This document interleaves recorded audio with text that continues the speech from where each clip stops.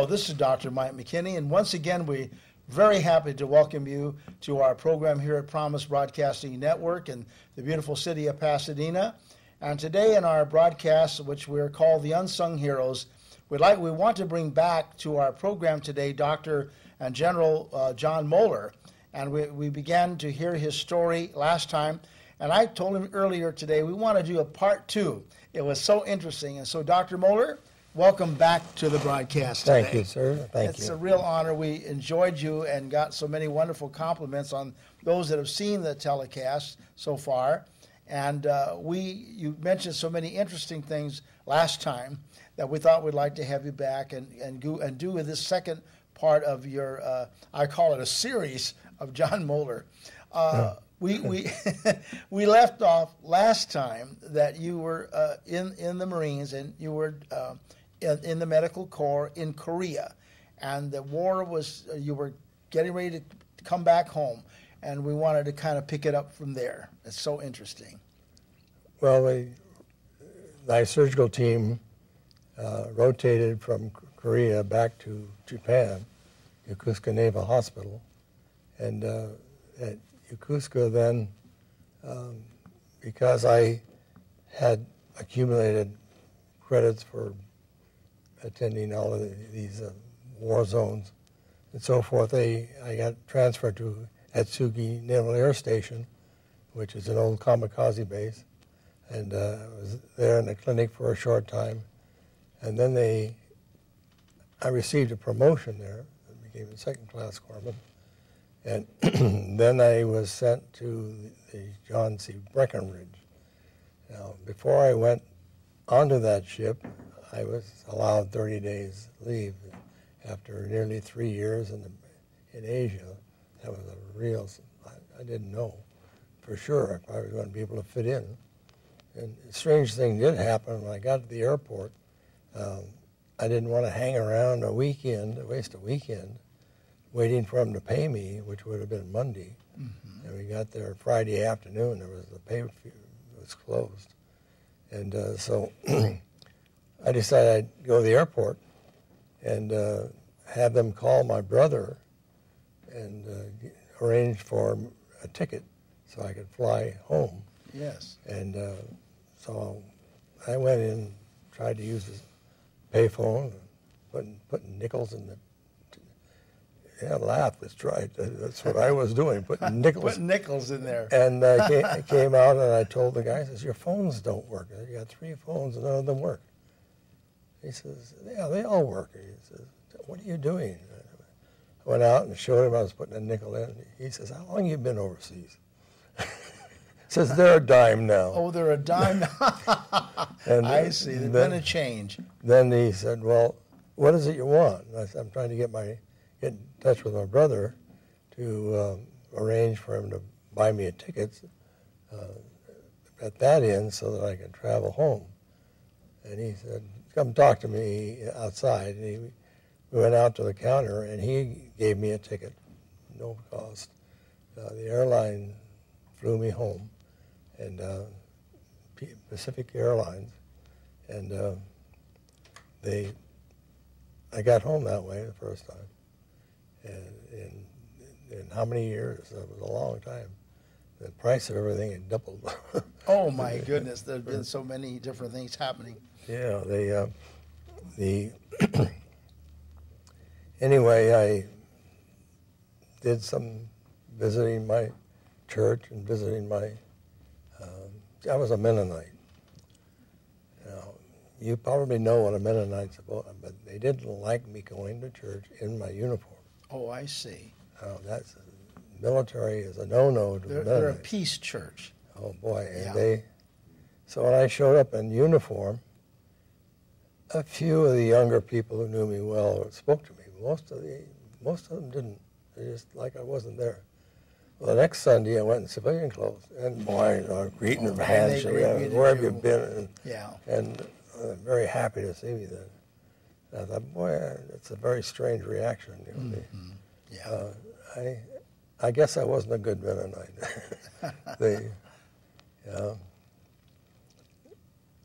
And Dr. Mohler, you were mentioning a moment ago about the Breckenridge after getting ready to come home from Korea and all that. So could you just kind of go over that a little bit today? Well, I was the leading corpsman aboard the Breckenridge, the second class, and the captain and I were the only two that had private staterooms. I don't know why I got one, but I did. Oh, very good.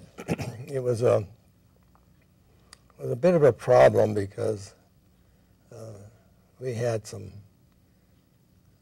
young ladies aboard that they were as men starved as much as we were women starved, and they were going about the ship making friends as ways that they will, and I had to take the precaution of locking my stateroom door. Yes. Because I don't know that any one of those girls would ever come in my stateroom, but I couldn't afford the risk. I had a perfect record, and I wanted to get out of the Navy and go to medical school. I've been ready to go, and I didn't want to have something like that, a court-martial on my last. Something to tarnish the record. Yeah, just wasn't going to happen. And sure enough, somebody was trying the door every once in a while, but I never knew who it was, and I can't tell you honestly it was one of those young ladies. But, you can be suspicious. Anyway, we got to San Francisco, and I was offloaded to the island there, Terminal Island, which is they discharged me. Yes. And I was discharged on a Friday afternoon, but Paymaster wasn't on duty. He was finished for the weekend. Oh. And so I had to hang around till Monday. Well, I wasn't going to, after all this, I wasn't. So I went over to the airline, Pacific Airline, and went to use the phone, and it wouldn't work. I couldn't figure out why couldn't I make the phone work. And so I came out to tell the man behind the counter. I said, your phone doesn't work. He said, it worked a minute ago. So show me what you're doing. So I took him out there, and I put a nickel in. And he looked at me, and he says, how long have you been overseas? I said, 2.5, close to 3 years. He says, they're a dime now. They raised the price. It's twice as much. He said, what were you doing? I was trying to call my brother, have him send me a ticket so I could get home. And he says, come on out to the counter. I didn't know whether I was in trouble or what, and I went out to the counter, and sure enough, they got me a seat on the airline, no ticket, no charge. My goodness. And they flew me home. No comments made, there were, this is... Well, that was pretty nice, wasn't it? But all of a sudden, I expected to get a bill or something, Nothing ever happened. I was just so pleased with that airline. And I guess he was a little embarrassed that the phone was a dime instead of Yeah, well, you didn't know, Doctor, you've been away. But then I went to UCLA then, and I started right away. Now, the Navy let me out after 3 years, 9 months, 22 days. That's something I'll learn to regret, but they let me out that early of a 4-year contract because I could get me into medical school that semester. Yes.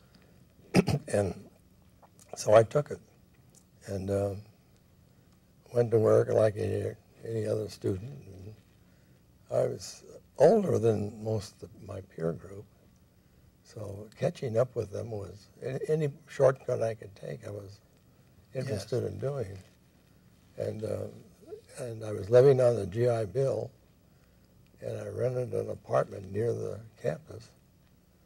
And the GI Bill, I had to pay my books and tuition. It wasn't much tuition.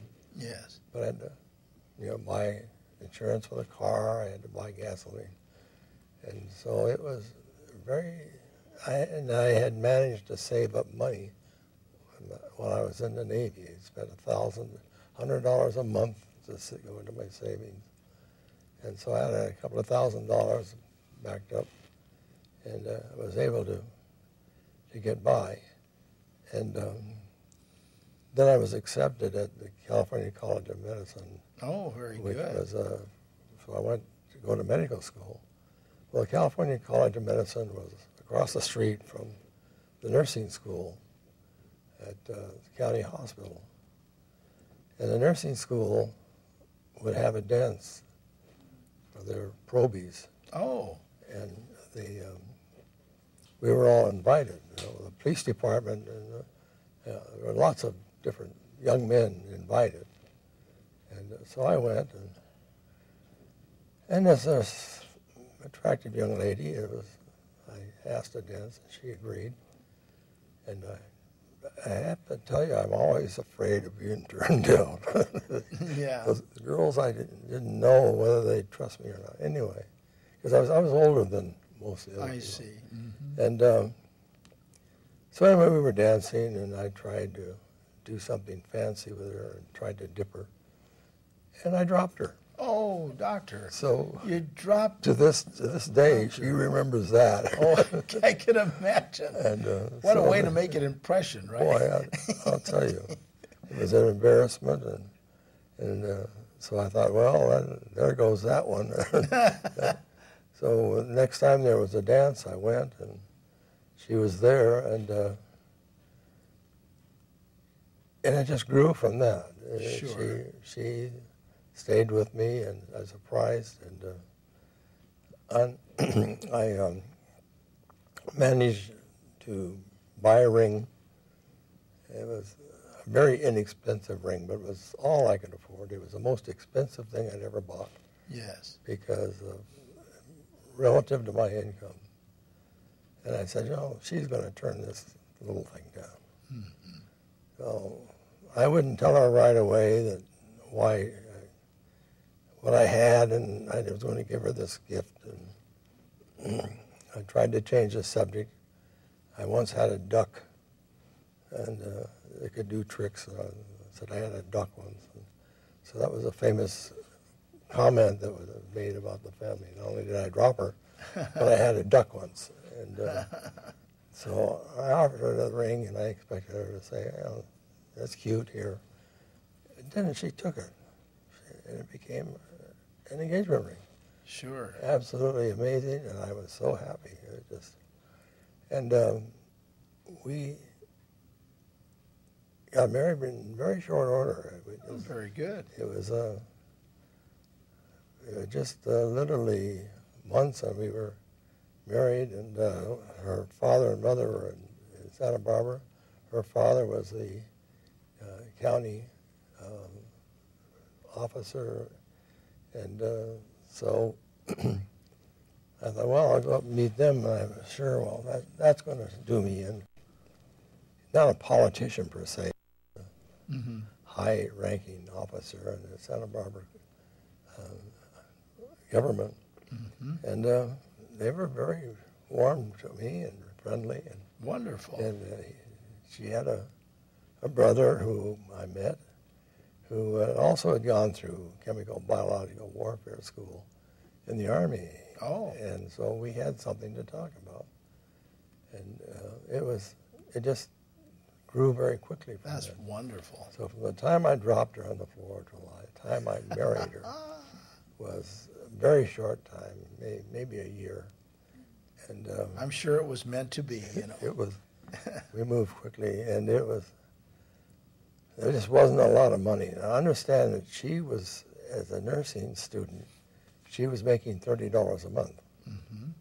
Well, that was more money than I could stand. At that time, that was very good. I mean, that was really, I just had to nail that girl. She's got all that money, $30 a month. Anyway, so we got married in Santa Barbara, and a short time later, she quit nursing school and went to work for a doctor in Los Angeles, and then we started. We had rented a house in East Los Angeles, and then we bought a house in Alhambra, and began to, as a resident physician, But what year was that, Doctor? What the years of? About 1950, you see, 50, I got out of the Navy in 54, 56, about 58. I see. 59, around 1960. Mm-hmm. And we, so we were getting by, and Mary Ellen's father had contributed a couple $100 a month towards our support. Oh, that was nice, very nice. Very good, yeah. Yeah. And it was something I appreciated, and they were just a wonderful family. And so I was a winner all the way around. Yes. And anyway, while I was in medical school, I then did my residency in internal medicine at the County Hospital, Los Angeles. Oh, I see. And began working with USC. So you became an internalist at that point. I became an intern, and then went into internal medicine. I see. And was working with USC, went to UCLA, not USC. Mm-hmm. And pardon me, that was a slip. I know. My wife's alma mater.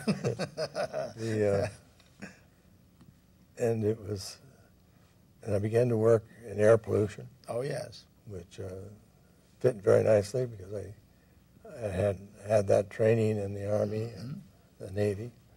And so we we got to do some traveling with that. We presented papers and became a specialist in pulmonary medicine. And shortly after that, when I finished my fellowship training, we went to Colorado for a year and for additional training. Yes. And exercise physiology and altitude. And then we came back. And Did Mary Ellen continue her nursing during that time? No, she became a mother. I see. She raised kids, and and she took care of a house. And I often thought, how can she do this on such a cheap ring? But she has that ring to this day. I think it's called love, Doctor. Oh, it's man. Love. I'm just amazed that she accepted that ring. And I fully expected her to turn me down. And she laughs when I tell her that. Anyway, went to Colorado, we came back, and I started working in the faculty as a faculty member. Yes. And now the university had me lecture the civilian on their list of people who ask for speakers. Oh, my. And so I became a speaker for USC, and I would talk about chemical, biological warfare. Mm-hmm. And it was called it the first 90 minutes. What do you do when you're exposed to something? How do you, one, recognize what's wrong, what's happened? Yes. And then what do you do about it until help comes? And some of those agents, like VX gas, is so deadly in such a short period of time. A drop of it on your skin, a drop in your skin is enough to kill you. If you look at the backside of a penny in those days, remember they had the 3 columns? Yes. A drop would fit between 2 columns. That drop was big enough to kill you. Oh, my. And so I was training civilians how to recognize the symptoms and how to take care of themselves. And Mary Ellen called me the biggest terrorist in town. I was scaring old ladies. Scaring the little old ladies.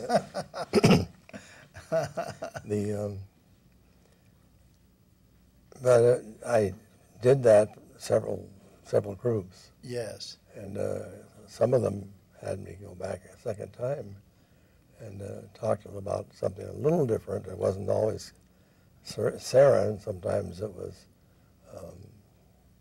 biological warfare. Sure. You became a lecturer then for on chemical warfare and other subjects representing USC at that time. That's right. And then Wonderful. Then the Army, at that time there was an Army base across the street from the county hospital. Yes. And I became the commander of of the hospital unit. Yes. And I was going up to Camp Parks, and I was training Army personnel in the same thing, only on Doing a very, the same thing. very. In fact, I have a physician friend of ours who I believe was in your unit many years ago out of USC. What was the name of that unit? The Camp Parks, then? Yeah, the number. Was it number the unit? What was it, 349th? 349th. That's what it was. Yeah, I see. Well, Doctor, it was such a pleasure to have you on the program today, and I wanted our viewing audience to appreciate you as much as you do, and the work and the service that you have brought to our country and our nation. And you're still serving in a capacity with the United States Volunteers Joint Services Command, and it's just remarkable. Now I scare the Cambodians. Well, it's been a real joy and a pleasure to have you under Dr. John Mohler, General Mohler. And first, personally, I want to thank you for your service to our country and to our people, and in your wonderful medical profession and the many, many lives that you have saved and helped through the years. We greatly appreciate you. We want to thank all of you for viewing our program today, Unsung Heroes, with Dr. General Mohler, John Mohler. And we appreciate him and men like him and women like him that have sacrificed their life in the service of country and other people. And certainly John Mohler's life certainly represent that as well. We trust that you've enjoyed our telecast today here at Promise Broadcasting Network. And the title of our show for this one is called Unsung Heroes. And we'd like to continue to bring others on these programs that I know you'll be very, very happy to view and to learn about their lives as much as we are. So we hope you'll tune in again next time. It's Dr. Mike McKinney, President of Promise Broadcasting Network, and we want to thank you for viewing today. Thank you very much.